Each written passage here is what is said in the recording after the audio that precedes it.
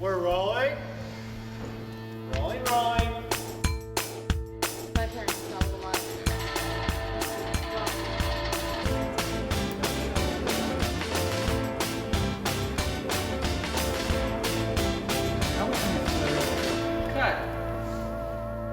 Julia worked with us on season 1 of Blue, of course, and she was a great collaborator, not just as an actress, but as a champion of WIGS altogether. And you know, she even spread the good word among many of her fellow actors. And you know, for example, thanks to that, America Ferrera came to work with us, etc. And then when time came to do season 2, which was a bigger order, it was 26 episodes. She was game, but you know, she also expressed her desire to write and direct something for us.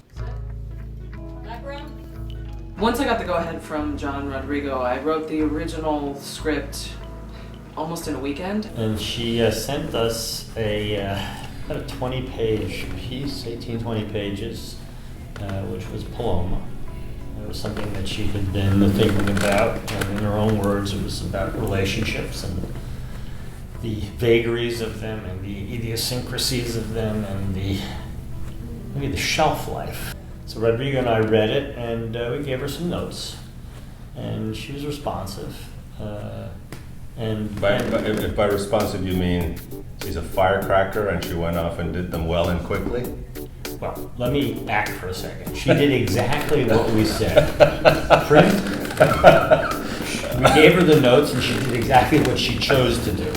But well. And very well. Yeah. Any director or cinematographer or piece of imagery that I could see that would free me up from rules that I felt would hinder the story that I was trying to tell is exciting to me. Even just recently I was watching like Downton Abbey, and I saw that they jumped the access many times, and I thought, well, if Downton Abbey can do it, so can I. Did you guys hook up? A long time ago. Good. Not surprisingly, because Julia's smart. You could hear the cadence of the characters.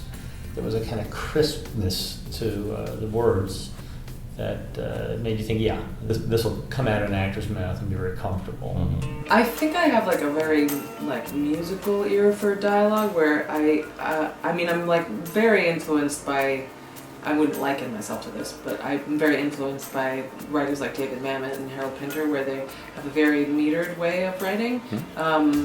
I love even Neil LaBute. Like I love the way that when writers write unfinished sentences, and the almost choppy way that people speak. I'm not Spanish, but my parents traveled a lot, and they speak my mom speaks tons of languages, and they thought it sounded nice. She thought it sounded nice. Yeah, and you know, we'd already learned working with her on Blue and just getting to know her that, you know, she really has two brains. Julia has a brain that's very, you know, instinctive and artistic and very much likes to work from the hip in the moment like actors do.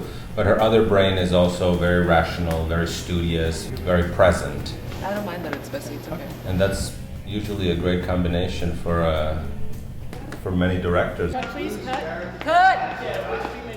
But the day before we started shooting, I had my picture of the 3 actors up on my bulletin board, and I was just get so excited about the day that they're going to arrive and the day that we start rehearsals. So just the anticipation of the actors arriving on set was so charged. I've actually worked with a lot of first-time directors. It's been pretty much my favorite experience as a producer, because there's a combination of tremendous amount of energy, not knowing what to do, and being very excited to do it. And sometimes the not knowing is the ultimate gift, because they discover things and do things in a different way. Action. I mean, I practically had the script memorized by the time we started shooting, and I had an idea of how everything was going to play out. But it was really nice to surrender to what the actors would bring to it, and also not try and control the scene too much. So if it went in a different direction, you know, that was equally as exciting, if not more exciting to me.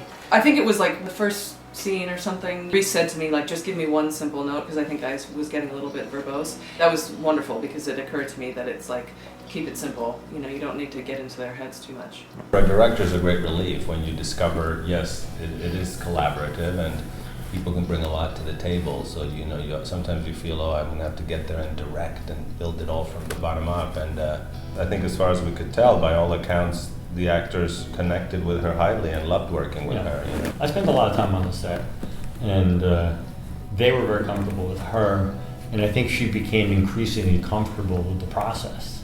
Oddly, I was most intimidated about talking to the actors. I thought that would be my strong suit, and to a certain extent it probably was, but for some reason it's like I felt the sensitivity of the actors, and I anticipated that I would give them notes that would be annoying, because I've had notes that were annoying given to me before. I've never given a note to an actor that's been annoying.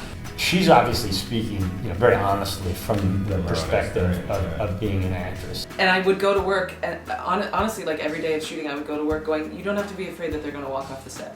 You don't have to be afraid that they're going to rebel against you. But luckily they didn't. And I could reassure them that, my notes are not because you're doing it right or wrong. It was my notes are just suggestions and ideas, and I would get excited about different possibilities of angles we could take. You probably learned what directors learn, which is one of the things you have to do is pretend like you're the director. That's where directors are good actors. Tá fazendo? It's okay, I got it.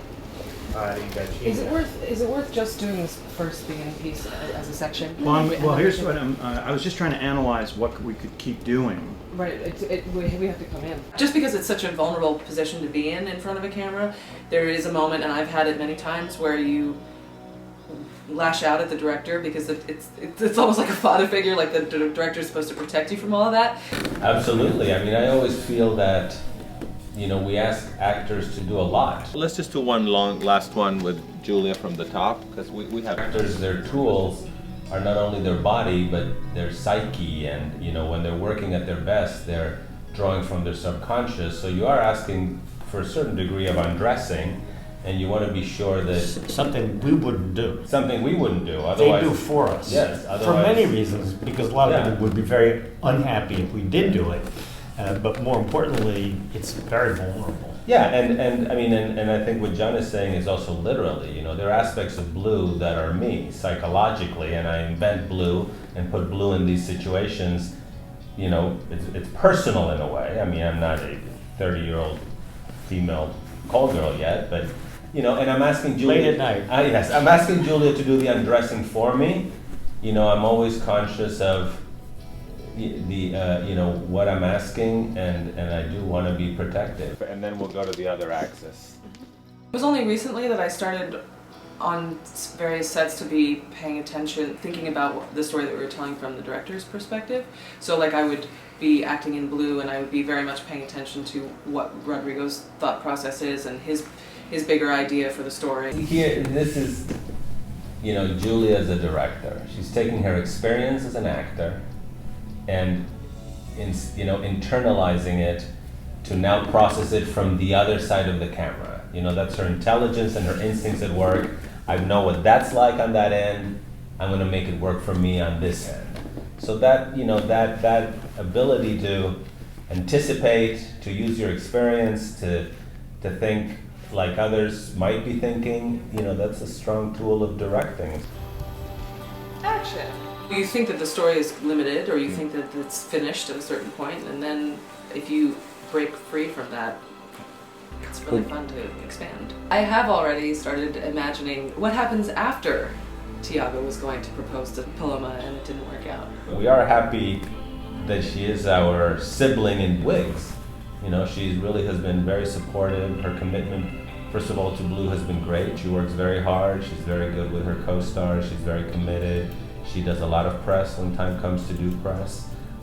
So, we were happy that she felt this was a place where she could, cut her teeth or cut them some more as a director. And we're certainly happy that she's, part of the club. It makes us feel better to belong to the club. That we'll have her as a member. I'm really happy to be able to say this because it's going to embarrass her like crazy, and I really do want to embarrass her like crazy. She's just a really, really special person.